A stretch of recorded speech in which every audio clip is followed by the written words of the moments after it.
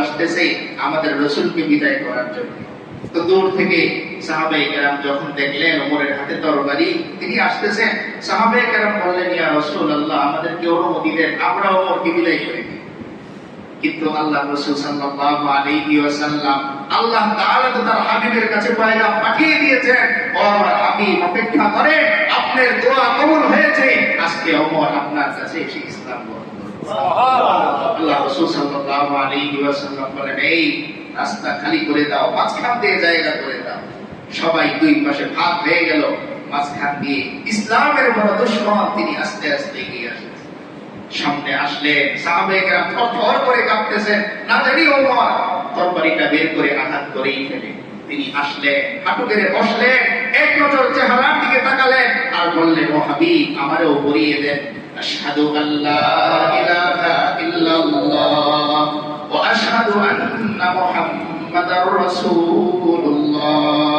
এই কালিমা পড়ে হযরত ওমর মুসলমান হয়ে গেলেন। মুসলমান তিনি হয়ে গেলেন। পুঁজি হিসাবে কি ছিল? সেই সূরা তাহা, মাত্র 8টা আয়াত। এই 8টা আয়াত হযরত ওমরকে পরিবর্তন করে ইসলামের মধ্যে নিয়ে আসে। এবার এই ওমরকে আল্লাহ তাআলা কেমন উঁচা ইজ্জত সম্মান দান করলেন, তার জীবনী সম্পর্কে আজকে আমরা সংক্ষেপে আলোচনা করব।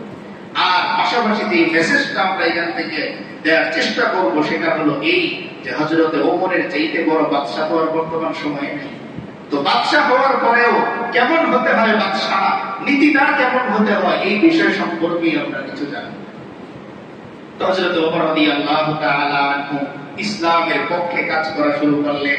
তার মেধা, তার বুদ্ধি, তার সময়, যেগুলো আগে ইসলামের বিপক্ষে কাজ করত, এখন এগুলো চলে আসলো ইসলামের পক্ষে। তিনি আল্লাহ রাসূল সাল্লাল্লাহু আলাইহি ওয়াসাল্লামকে বললেন, ইয়া রাসূলুল্লাহ, আজকে থেকে আযান প্রকাশ্যে হবে, আজকে থেকে ইসলামের প্রচার প্রকাশ্যে হবে। আমি ওমর আপনার পাশে দাঁড়িয়ে আছি, ইসলামের দাওয়াত আপনি দেন, ইসলামের প্রচার আপনি করেন। কেমন স্তরে পৌঁছালেন?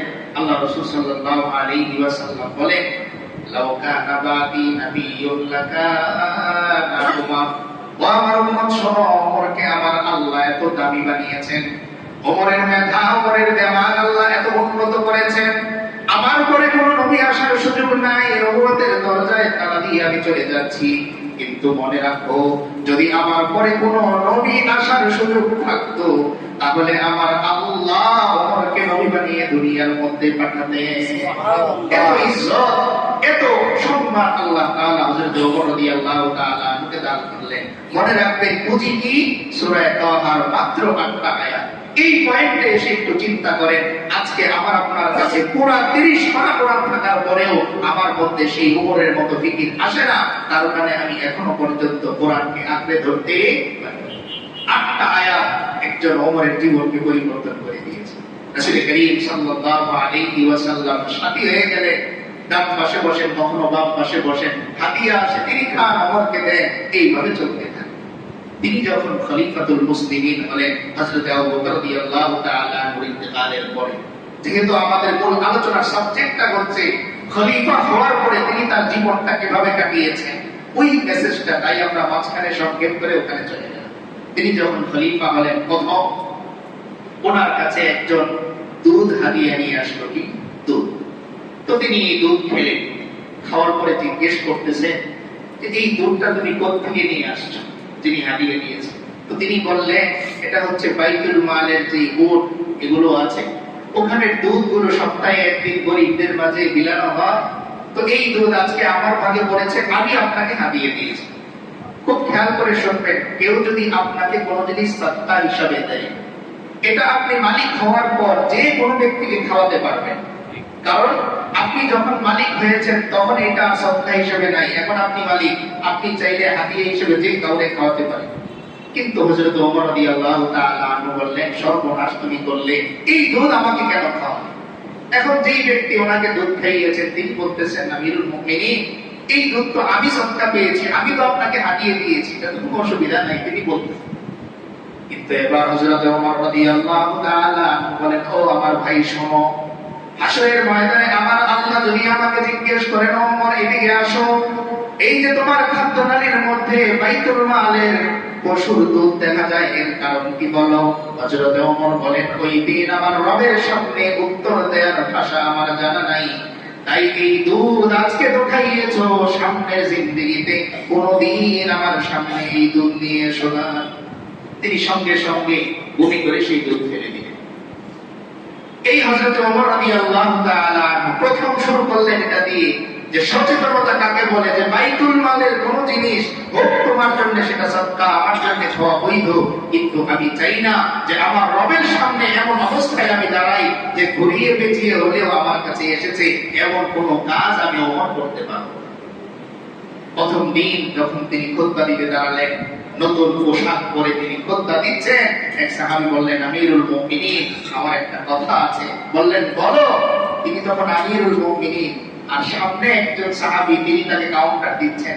বললেন, রাসূল করিম সাল্লাল্লাহু আলাইহি ওয়াসাল্লামকে এত সুন্দর নতুন জামা পরে আমি খুতবা দিতে দেখিনি। তিনি সঙ্গে সঙ্গে পোশাক পরিবর্তন করলেন, তার পুরাতন জামা দিয়ে তিনি খুতবাটা দিলেন। এই হচ্ছে ইসলামের দ্বিতীয় খলিফা হযরত ওমর রাদিয়াল্লাহু তাআলা। এরপর হঠাৎ করে একদিন তিনি এলাকায় এলাকায় খোঁজ নিচ্ছেন, খলিফা হওয়ার পরে কে কেমন আছে। হয় না, নতুন যখন নির্বাচনে জয়ী হয় একটু খোঁজ খবর নিয়ে এলাকার মানুষ কেমন আছে। তো তিনি এলাকার মাঝে খোঁজ খবর নিচ্ছেন।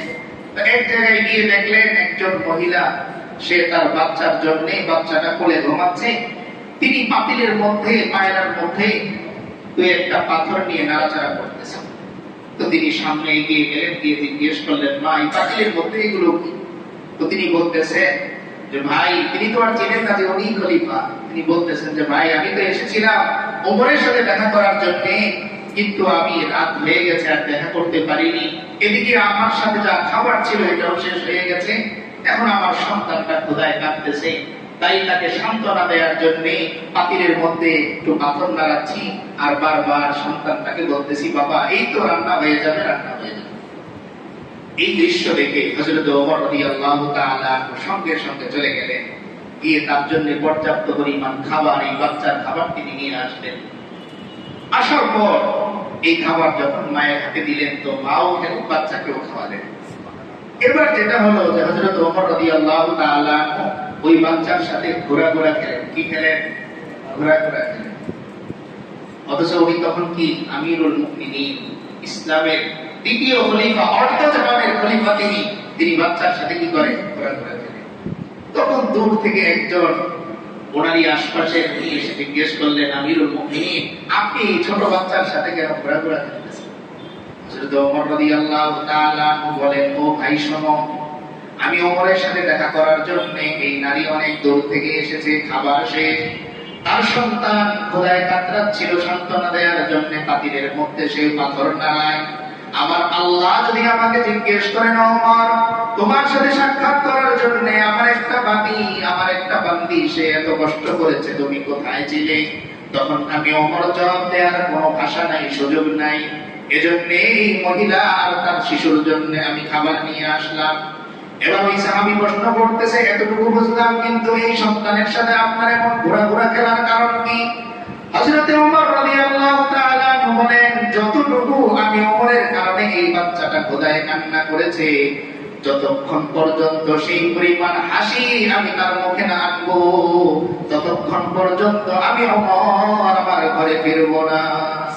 কি বলতেছে?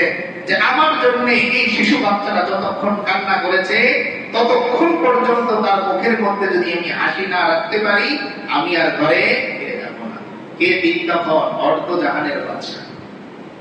তখন তিনি অর্ধজাহানের বাদশা। এই খলিফা হযরত ওমর রাদিয়াল্লাহু তাআলা আনহু এত সুন্দর করে তিনি সমাজটাকে সাজালেন। কেমন সুন্দর করে সাজালেন যে এক রাত্রে তিনি দেখার জন্য বের হলেন আশপাশে। তো এক বাড়ির পাশে তিনি দাঁড়িয়ে আছেন, ঘরের ভেতরে আস্তে আস্তে ফিস ফিস করে কথা চলতেছে। তো ভেতরে শোনেন মা আর মেয়ে কথা বলতেছে। মা বলতেছে, দুধের মধ্যে পানি মেশাও। মেয়েকে বলতেছে, দুধের মধ্যে পানি মেশাও। মেয়ে বলতেছে, মা, তুমি জানো না আমাদের খলিফা ওমর, তিনি তো নিষেধ করেছেন যে কোন 2 নাম্বারি খাবার, ভেজাল খাবার কি করা যাবে না, বিক্রি করা যাবে না।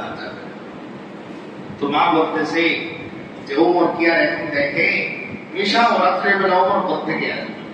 এবার ওই মেয়ে উত্তর দেয়, মা হয়তো অমর দেখে না, কিন্তু অমরের আল্লাহ যিনি এই আসমান জমিন সৃষ্টি করেছেন ওই আল্লাহ সর্বদা আমাদেরকে দেখে। এই কথা দাঁড়িয়ে দাঁড়িয়ে কে শুনতেছে? হযরত ওমর রাদিয়াল্লাহু তাআলা।